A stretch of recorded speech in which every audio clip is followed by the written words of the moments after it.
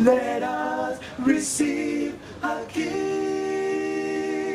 Mary's born child, Jesus Christ, was born on Christmas Day.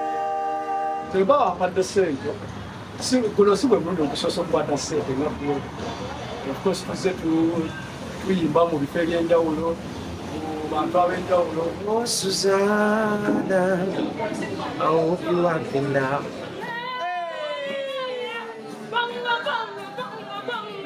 Wano kubanga abagenyi baffe Bongo Star Search batuuse Uganda. This is the first time we basoose okujja wano Uganda lwe lusoose.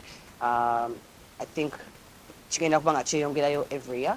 Maybe this is the first time and Uganda is the first country gye bazze okubisinga. Bwe tugenda olulonda tujja kufunayo like abantu nga 10 abajja okugenda okurepresenting Dar es Salaam.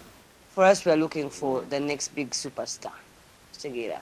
Twagala omuntu agenda representing Uganda in the finale. Nga naffe tulina omuntu ow'amaanyi at representing. This is their 15th season. Babadde nga babikolera Tanzania.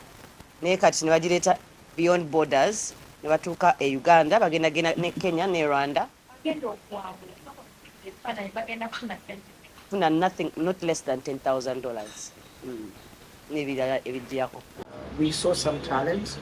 Today they choose when they're going to make a decision who goes to Tanzania and who the person is going to be, whether it's a lady or a man.